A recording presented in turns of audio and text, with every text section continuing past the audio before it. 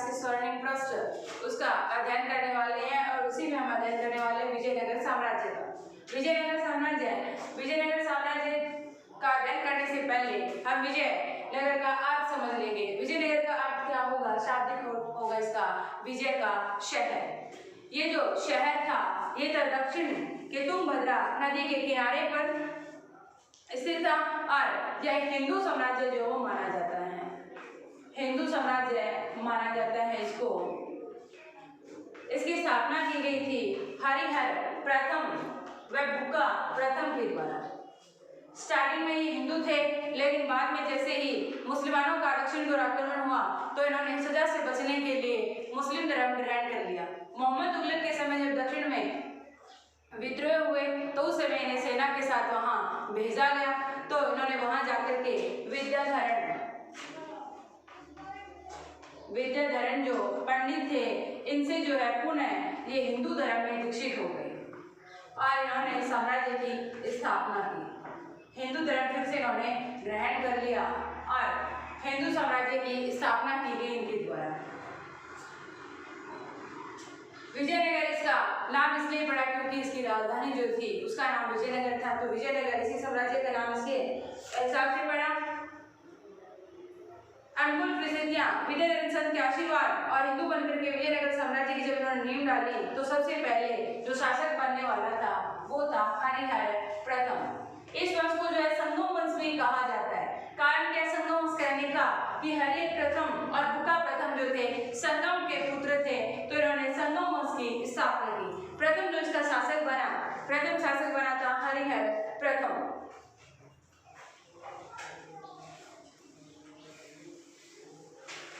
प्रथम जो शासक था हरिहर प्रथम,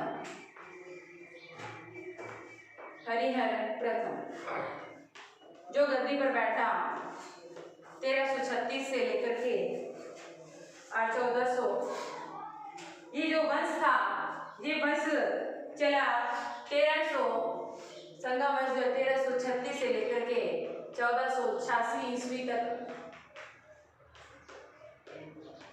ये शासक बना 1336 से 1356। प्रथम शासक हरिहर प्रथम बना क्योंकि दोनों भाइयों ने साम्राज्य की स्थापना की थी, तो बड़ा भाई जो था हरिहर वह पहले शासक बना। इसका शासन काल माना जाता है 20 वर्ष का, 1336 से लेकर के 1356 तक। इन्होंने जो है अपने नवीन नगर बसाया विजयनगर और अपनी राजधानी भी इसे बनाया और इसने जो है होयसल राज्य को अपने साम्राज्य में मिलाया। होयसल राज्य को अपने राज्य में मिलाया, अपने राज्य में मिलाया इसने।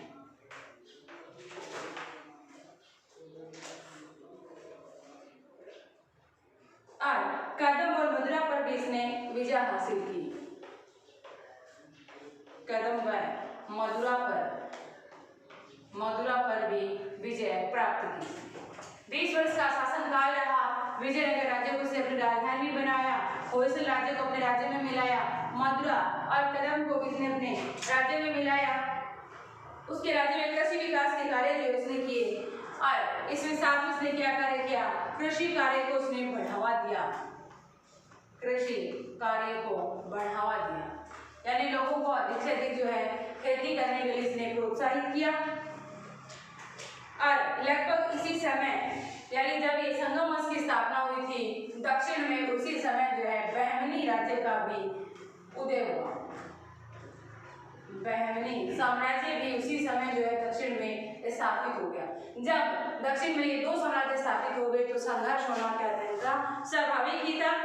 दूसरे राजा बने बुक्का प्रथम। हरिहर की मृत्यु के बाद में इसका भाई जो था बुक्का प्रथम शासक बना, क्योंकि हरिहर की कोई औलाद नहीं थी, इसके लिए इसका भाई जो है वो राजा बना बुक्का प्रथम।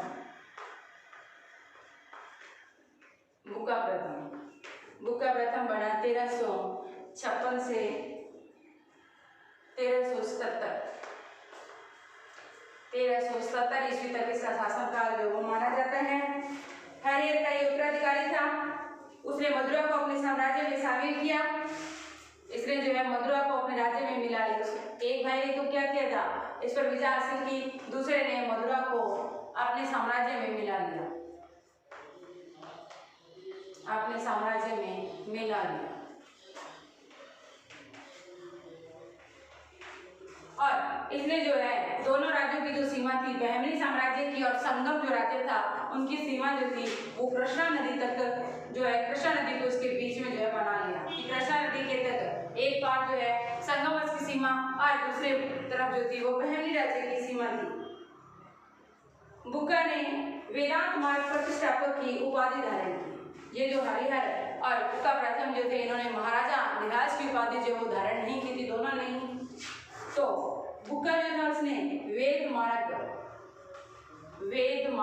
प्रतिष्ठापक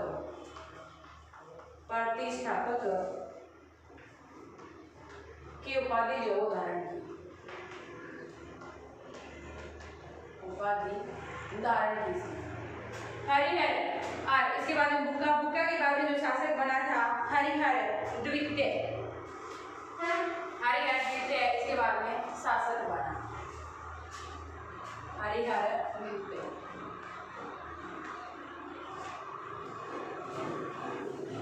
हरिहर द्वितीय जो है इसका शासन काल रहा 1379 से 1446 तक। यह बुक्का प्रथम का उत्तराधिकारी था। इसने जो है दक्षिण के रेड्डी शासकों और वालगन के जो राजा थे उनको पराजित किया। इसलिए राजा बनते ही दक्षिण के रेड्डी शासकों और वारंगल के शासकों को इसने हराया और अपने साम्राज्य में लाया। उसने बेलगाम और गोवा क्षेत्र को भी जीता। इसने अपने साम्राज्य में बेलगाम, गोवा और श्रीलंका के कुछ एक प्रदेशों पर इसने अधिकार जो स्थापित कर लिया था। और इसने महाराजा धिराज और राज परमेश्वर की उपाधियां धारण की। इसने दो उपाधियां धारण की थी, महाराजा धिराज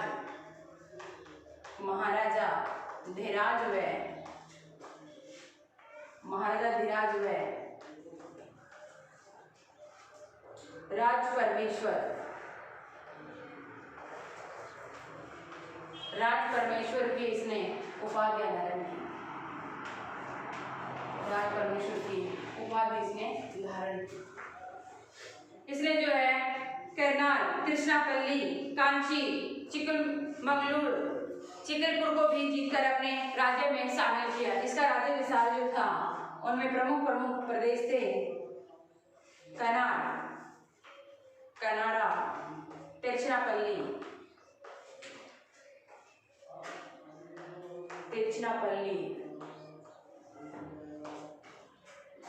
कांची,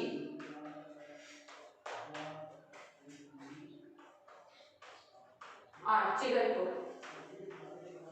इनके ऊपर इसने आधिपत्य स्थापित किया। पहले तो इसने दक्षिण के जो रेड्डी शासक थे उनको हराया, फिर वारंगल के शासकों को भी इसने हराया, बेलगाम, गोवा और श्रीलंका के कुछ एक भागों पर अधिकार किया।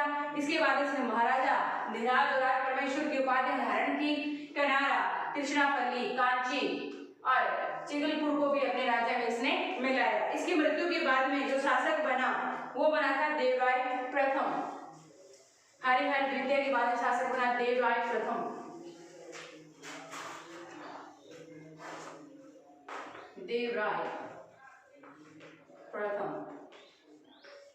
देवराय प्रथम शासक रहा 1406 से 1422 तक। 1406 से 1422 ईस्वी। देवराय प्रथम के राज्य में सिंचाई की सुविधा के लिए तुंगभद्रा जो नदी थी उसके ऊपर बांध बना करके नहरों का इसने जो है निर्माण किया। देवराय प्रथम ने शासक बनते ही तुंगभद्रा नदी पर बांध बनाकर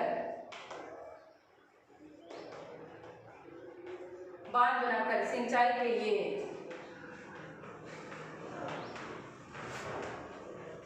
नहरों का निर्माण किया।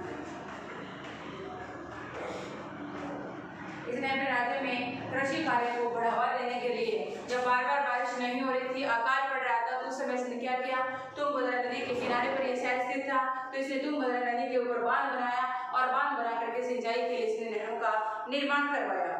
उसके शासनकाल में इटली यात्री जो था, इसका जब शासनकाल था देवराय प्रथम का, तो इटली का यात्री निकोलो कांडी जो है विजयनगर साम्राज्य आया। निकोलो कांडी ये इसके साम्राज्य में जो है घूमने के लिए आया और इसने अपने विवरण में विजयनगर साम्राज्य की आर्थिक, सामाजिक, राजनीतिक, व्यापारिक और कृषि क्षेत्र की या सांस्कृतिक क्षेत्र की जितनी भी बातें थी उसके बारे में लिखा।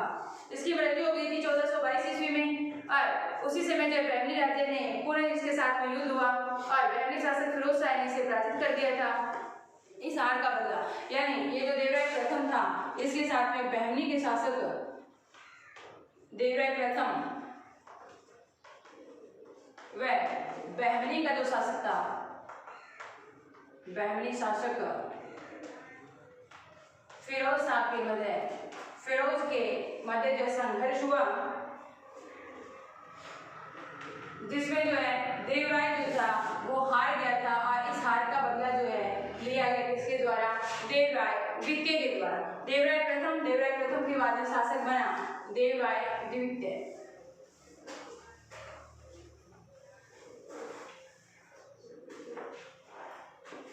देवराय द्वितीय जिसका शासनकाल जो है वो माना जाता है 1422 से लेकर के और 1426 से 1446 जो है उसका शासनकाल माना जाता है। देवराय द्वितीय अगला शासक बना वीर विजय का ये पुत्र था देवराय द्वितीय। इसके बाद में देवराय प्रथम जो था, इसके बाद में जो शासक बना था वीर विजय जो था 1422 से 1426 तक जो है शासक बना और इसकी मृत्यु के बाद में देवराय द्वितीय जो है वो गद्दी पर बैठा 1426 से लेकर के 1446 ईस्वी तक।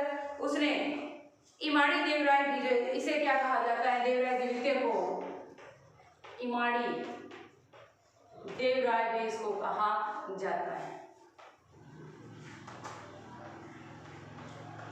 इमाड़ी देवराय भी इसको कहा जाता है। देवराय द्वितीय जिसको इमाड़ी देवराय द्वितीय भी कहा, इमाड़ी देवराय भी कहा जाता है। उसने आंध्र प्रदेश और उड़ीसा के गजपति शासकों को पराजित किया।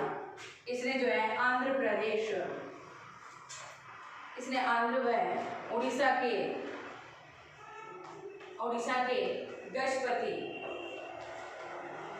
गजपति शासकों को पराजित किया। यह जो कि शासक था ही साथ में विद्या और विद्वानों का भी संरक्षण करता रहा। इसके दरबार में तेलुगु कवि जो थे श्रीनाथ कुछ समय तक रहे। फारसी राजदूत जो था अब्दुल रजाक देवराय द्वितीय के समय विजयनगर साम्राज्य में आया। देवराय ने मुसलमानों की मस्जिद निर्माण की स्वतंत्रता दे रखी थी और एक जो अभिलेख है इसमें देवराय द्वितीय को गजबेटकर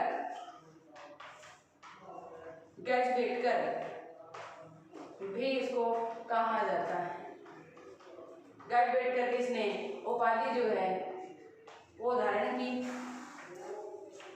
तेलुगु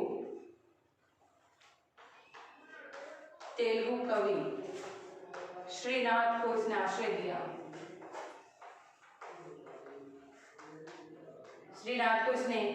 दिया। और स्वयं भी एक उच्च कोटि का विद्वान था और इसने जो है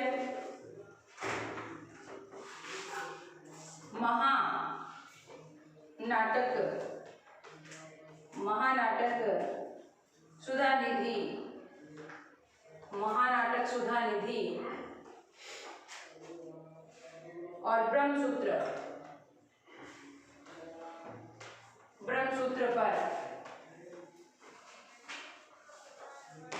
पर एक भाष्य जो है वो लिखा। किसके द्वारा लिखा गया था ये? देवराय द्वितीय के द्वारा स्वयं किया था। ये उच्च कोटि का विद्वान था। इसने महानाटक, सुधानिधि व ब्रह्मसूत्र पर एक महाभाष्य भी लिखा। इसकी मृत्यु के बाद संगम वंश का जो है पतन तेजी से हुआ। इसके बाद जो शासक बना था मल्लिकार्जुन जो है शासक बना, जिसे प्रोढ़ देवराय भी कहा जाता है। उसकी मृत्यु के बाद में अगला शासक जो बना विरूपाक्ष द्वितीय। देवराय द्वितीय प्रतापी शासक था, विद्वानों का संरक्षक था, लेकिन इसके बाद जो इसके उत्तराधिकारी थे वो इतने योग्य नहीं थे। और इसके बाद में इस जो साम्राज्य जो था संगम साम्राज्य, इसका पतन होने लगा। इसके बाद में शासक बना था मल्लिकार्जुन। मल्लिकार्जुन जो है शासक बना। और मल्लिकार्जुन के बाद में जो नेक्स्ट शासक बना था मल्लिकार्जुन, जिसको जो है प्रोढ़ देवराय भी इसको कहा जाता है। मल्लिकार्जुन जिसको क्या कहा जाता है, प्रोढ़ देवराय। लेकिन इसका साम्राज्य थोड़े समय तक रहा और इसकी मृत्यु के बाद में शासक बना विरूपाक्ष। विरूपाक्ष द्वितीय, जिसका साम्राज्य रहा 1465 से लेकर के 1485 तक। संगम वंश का ये अंतिम शासक था विरूपाक्ष द्वितीय, संगम वंश का अंतिम शासक। संगम वंश का अंतिम जो है शासक। पहले शासक कौन थे? हरिहर प्रथम। और अंतिम अगर शासक की बात की जाए तो संगम वंश का अंतिम शासक था विरूपाक्ष द्वितीय। इसके बाद में संगम वंश जो है पूरी तरह से विकृत हो गया। चंद्रगिरी के गवर्नर जो थे सालू नरसिंह ने विजयनगर जो साम्राज्य थी उसकी रक्षा की विरूपाक्ष के समय ही। लेकिन जैसे ही विरूपाक्ष की मृत्यु हो गई और साम्राज्य में अराजकता फैली, तो उसी समय जो सालू नरसिंह जो था, सालू नरसिंह ने अपनी सत्ता जो थी वो स्थापित कर ली विजयनगर। जैसे ही विरूपाक्ष की मृत्यु हो गई, विरूपाक्ष की मृत्यु होते ही सालू नरसिंह था, इसने विजयनगर साम्राज्य के शासक बना। और इसके शासक बनते ही जो नया वंश जो था सालू वंश अस्तित्व में आया। विजयनगर साम्राज्य का पहला अगर वंश की बात करेंगे तो पहला वंश था संगम वंश। संगम वंश की स्थापना की गई हरिहर प्रथम और बुक्का प्रथम के द्वारा। इसके बाद में अंतिम शासक की बात करेंगे तो विरूपाक्ष जो द्वितीय था वो संगम वंश का अंतिम शासक था। इसके बाद में नेक्स्ट वंश आ गया सालू वंश। संस्थापक माना जाता है नरसिंह को। स्थापना किसने के द्वारा की गई थी? नरसिंह के द्वारा इसकी स्थापना की गई थी 1485 ईस्वी में नरसिंह ने साम्राज्य की स्थापना की। उसने आर्थिक शांति बहाल की, लेकिन उड़ीसा के शासक पुरुषोत्तम गजपति ने युद्ध में पराजित कर बंदी बना लिया। अपने राज्य के कुछ क्षेत्रों को जो है गजपतियों को दे दिया और फिर से नया स्वतंत्र शासक बन गया। लेकिन 1491 में इसकी मृत्यु हो गई और इसके पश्चात में जो शासक बना वह था इमाड़ी नरसिंह। इमाड़ी नरसिंह जो है वो शासक बना। इमाड़ी नरसिंह शासक बना इस वर्ष का 1491 से 1505 ईस्वी तक। नरसिंह जो था गजपति शासकों से पराजित हो गया और उनके द्वारा बंदी बना लिया गया। तो इसने क्या कर दिया, अपने साम्राज्य के कुछ क्षेत्र जो थे उनको दे दिए और फिर से जो है स्वतंत्र राज्य स्थापित कर लिया। मगर 1491 ईस्वी में इसकी मृत्यु हो गई और इसकी मृत्यु के बाद इसका बेटा जो था वो शासक बना। अल्पायु था, उसका रक्षक के रूप में जो है नरसा नायक को नियुक्त किया गया था। इमाड़ी जो नरसिंह था इसका संरक्षक जो था नरसा नायक जो इसका संरक्षक नियुक्त हुआ और केंद्रीय सत्ता अपने अंदर इसने केंद्रित कर ली और विजयनगर की शक्ति का पुनरुद्धार किया। उसने बीजापुर, बीदर, चोल, पांड्य 6 राज्यों पर विजय प्राप्त की और इसके बाद में तुलुक वंश आ जाएगा। नरसा नायक की जैसे ही मृत्यु हुई तो उसके बेटे जो थे वीर नरसिंह, उसने इमाड़ी नरसिंह की हत्या कर दी और उसके स्थान पर जो है नया वंश आ गया। सालू वंश की जगह जो है दूसरा वंश तुलुक वंश। अंतिम जो प्रथम शासक कौन था? नरसिंह और द्वितीय था इमाड़ी नरसिंह। शिमाड़ी नरसिंह जो था इसको मार दिया गया था वीर नरसिंह के द्वारा। वीर नरसिंह ने इसकी हत्या कर दी और तुलुक वंश की स्थापना। नेक्स्ट जो विजयनगर में वंश आ गया वो था तुलुक वंश। तुलुक वंश रहा 1505 से लेकर के और 1570 ईस्वी तक। वीर नरसिंह ने एक नए वंश की स्थापना की और यह जो था तुलुक वंश के नाम से जाना गया। इस वंश का महानतम शासक था कृष्णदेव राय। महान जो शासक था तुलुक वंश का कृष्णदेव राय। कृष्णदेव राय इस वंश का महान शासक जिसका शासनकाल माना जाता है 1509 से लेकर के 1529 तक। जब ये शासक बना तो इसके दक्षिण पश्चिम पूर्व वाले जो राज्य थे उन्होंने सबके ऊपर जो सब लोगों ने इसके ऊपर आक्रमण किया, लेकिन 10 वर्षों के शासनकाल में इसने अपने जो सारे ही विद्रोही थे उनका सामना कर लिया और इसके बाद इसने अपने साम्राज्य का विस्तार जो किया। कृष्णदेव राय कृष्णदेव राय 1509 से 1529 शासन के जो 10 वर्ष थे आरंभिक जो उसमें जो इसने अपने जो भी शत्रु थे उनको पराजित कर लिया और ऐसा माना जाता है कि कृष्णदेव राय के समय विजयनगर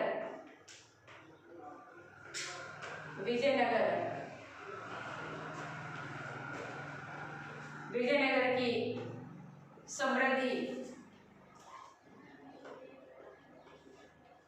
व ऐश्वर्य और प्रसिद्धि जो थी वो सबसे ज्यादा थी। इसके समय व्यापार वाणिज्य की बात की जाए, कृषि की बात की जाए, संस्कृति की बात की जाए, सब क्षेत्रों में विजयनगर साम्राज्य जो था वो आगे था।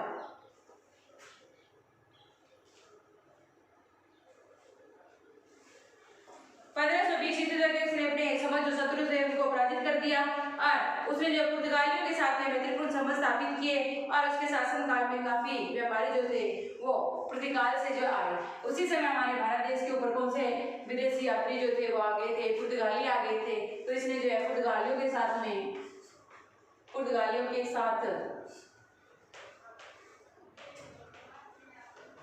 मैत्रीपूर्ण संबंध स्थापित किए। मैत्रीपूर्ण संबंध जो थे उसने स्थापित किए, मित्रता के साथ में ये कार्य करता रहा। कृष्णदेव राय तेलुगु साहित्य का महान विद्वान था।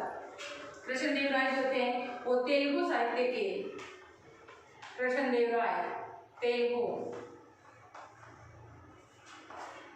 तेलुगु साहित्य के महान विद्वान जो वो माने जाते हैं।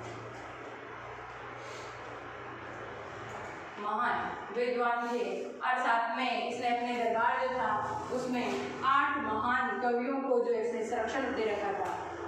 8 कवियों को संरक्षण इसने प्रदान कर रखा था।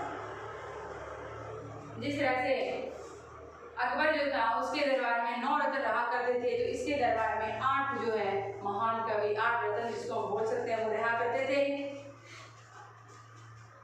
और कृष्णदेव राय ने नागलपुर नामक नए नगर की स्थापना की। इसने नागलपुर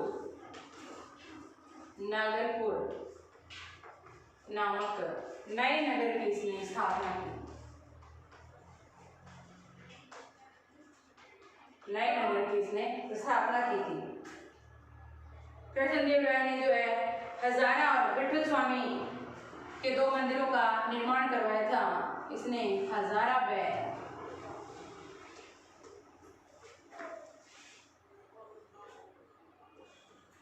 विठल स्वामी मंदिरों का निर्माण करवाया।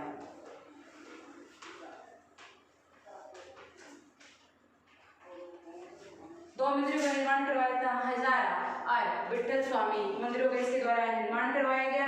इसकी मृत्यु हुई। इसकी मृत्यु के बाद में जो है इसका छोटा भाई जो था अच्युत राय वो गद्दी पर बैठा, लेकिन यह बहुत ही दुर्बल शासक रहा और केंद्रीय सत्ता जो थी इसके समय कमजोर हो गई और इसकी मृत्यु जब हुई अच्युत राय की तो उसका भतीजा जो था सदाशिव राय गद्दी के ऊपर बैठा और इसके मंत्री रामनारायण ने शासन पर नियंत्रण स्थापित कर लिया और दक्षिण के मुसलमान राज्यों बीदर, गोलकुंडा और बहनी जो राज्य थे उनके जो बने हुए थे, मस्जिदें बनी हुई थी, उनको तोड़ा।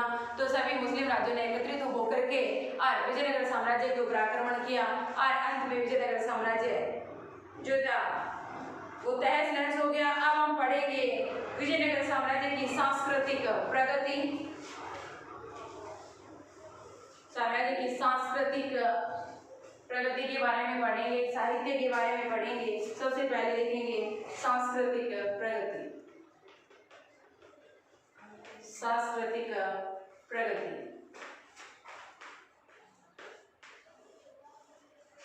सांस्कृतिक प्रगति पढ़ेंगे। मध्यकालीन दक्षिण भारतीय इतिहास में विजयनगर जो साम्राज्य है उसके सांस्कृतिक में क्षेत्र में जो बहुत महत्वपूर्ण योगदान है। 2 शताब्दियों से अधिक समय तक विजयनगर राज्य दक्षिण के राजनीति में अपना प्रभाव बनाए रखने में सफल रहा था। इस राज्य के जो शासक थे, सांस्कृतिक जीवन में उल्लेखनीय योगदान रहा उनका। हिंदू शासकों के अधीन अनेक अन्य राज्य हिंदू धर्म और संस्कृति का पोषक जो है माना जाता है। जैसे स्टार्टिंग में बताया था कि पहले हरिहर प्रथम और हुक्का प्रथम जो थे उन्होंने मुस्लिम धर्म ग्रहण कर लिया था, लेकिन बाद में उन्होंने पुनः से जो अपने इनके गुरु थे विद्याधर, उनके प्रभाव में आकर के फिर से इन्होंने हिंदू धर्म को ग्रहण किया। तो जो विजयनगर साम्राज्य था हिंदू साम्राज्य था, तो हिंदू धर्म से संबंधित सांस्कृतिक योगदान रहा उन लोगों का। मध्यकाल में हिंदू धर्म में पुनरुत्थान का श्रेय विजयनगर के शासकों को दिया जा सकता है। साहित्य, स्थापत्य कला, चित्रकला, संगीत आदि को प्रोत्साहन दिया गया इनके राजाओं के द्वारा और उत्कृष्ट जो है गतिविधियां की गई और इसकी पुष्टि जो है विभिन्न साहित्यिक रचनाओं, अभिलेखों, विदेशी यात्रियों के वृत्तांतों से जो है प्राप्त होती है। सांस्कृतिक प्रगति की बात करेंगे तो हिंदू धर्म व संस्कृति का पोषक रहा है लगभग 2 शताब्दियों तक जो है हिंदू धर्म का पोषक ये माना जाता है। हिंदू धर्म और संस्कृति का इन्होंने प्रचार प्रसार के द्वारा किया गया। स्थापत्य के क्षेत्र में, कला के क्षेत्र में और अभिलेख और विदेशी यात्रियों के वर्णन से हमें इनके बारे में जानकारी प्राप्त होती है। फिर आ जाएंगे साहित्य विकास। साहित्य विकास,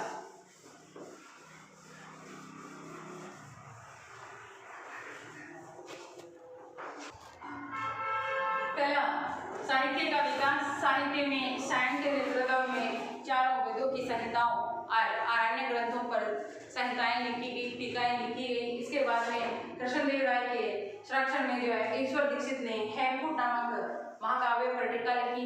कृष्णदेव राय स्वयं भी एक तेलुगु भाषा का उस कोटि का विद्वान था। इसके द्वारा आमुक्त माल्यदम नामक एक ग्रंथ की रचना की गई और एक इसने नाटक की रचना की, जामुवती नामक नाटक इसने रचना की। इसके दरबार में 8 कवि जो रहा करते थे और अलसानी जो कि तेलुगु साहित्य का पितामह इसको कहा जाता है, वो भी कृष्णदेव राय के दरबार में रहा करता था। उसने स्वरचित संभव नामक एक ग्रंथ की रचना की। दूसरे जो कवि माने जाते हैं, साहित्यकार माने जाते हैं, विद्वान माने जाते हैं, नंदी तिमन जिसने परिजातधारण नामक ग्रंथ की रचना की। तीसरे जो इनके दरबार में कवि थे भट्ट मूर्ति जिसने नर समूह लिखे जो नाटक की रचना की।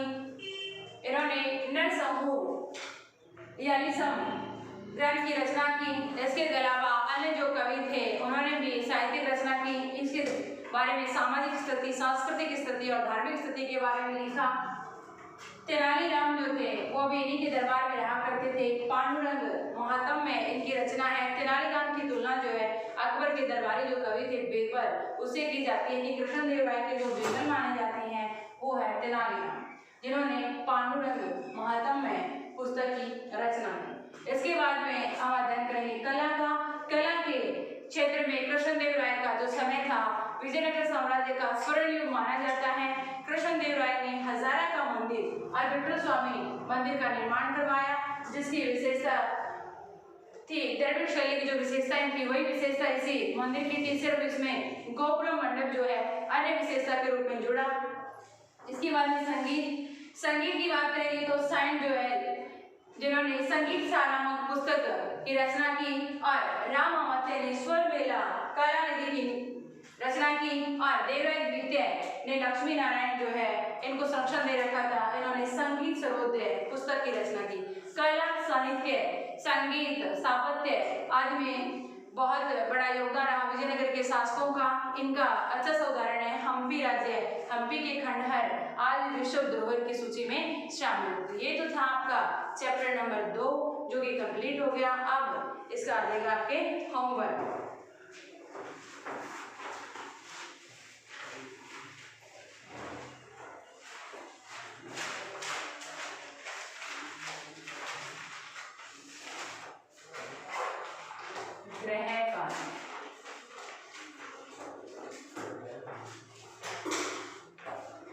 प्रश्न नंबर 1 है विजयनगर। विजयनगर का शाब्दिक अर्थ। विजयनगर का शाब्दिक अर्थ क्या है? वह इसकी स्थापना किसने की?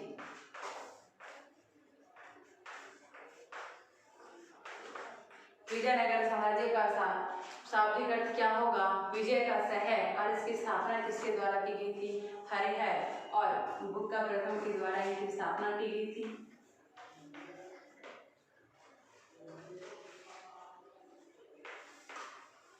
गढ़बेटकर की उपाधि धारण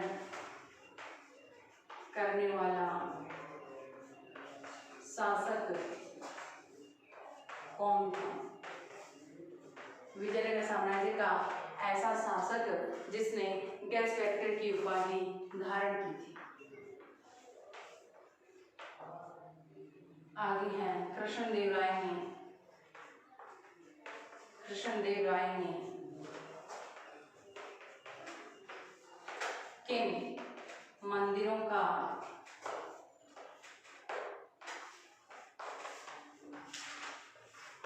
निर्माण करवाया? कृष्णदेव राय जो थे इन्होंने किन मंदिरों का निर्माण करवाया?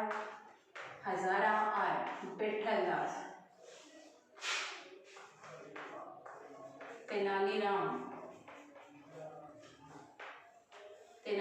व कृष्णदेव राय की रचनाओं के नाम लिखो।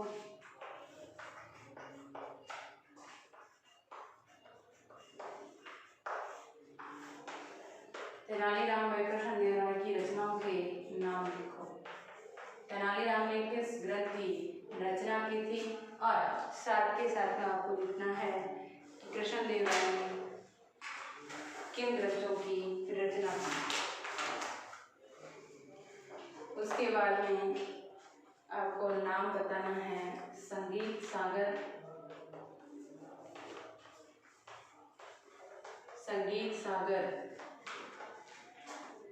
स्वर मेला,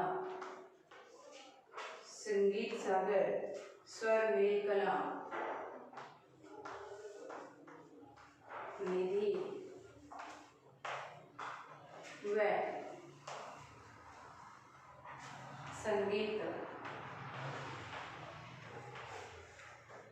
सर्वोदय के लेखक कौन है? लेखक कौन है? यानी सभी जो बुक्स हैं इनके अलग अलग राइटर हैं, इनका नाम आपको लिखना है। 5 ही आपके प्रश्न। विजयनगर का शाब्दिक अर्थ है और इस राज्य की स्थापना किसके द्वारा की गई? दूसरा गढ़बेटकर की उपाधि धारण करने वाला शासक। तीसरा कृष्णदेव राय ने किन मंदिरों का निर्माण करवाया? तेनालीराम और कृष्णदेव राय की रचनाओं के नाम लिखने हैं। लास्ट आपका संगीत सार, स्वर मेल कला निधि और संगीत सर्वोदय पुस्तकों की रचना किनके द्वारा की गई या इनके लेखक कौन है? आज के लिए बस इतना ही।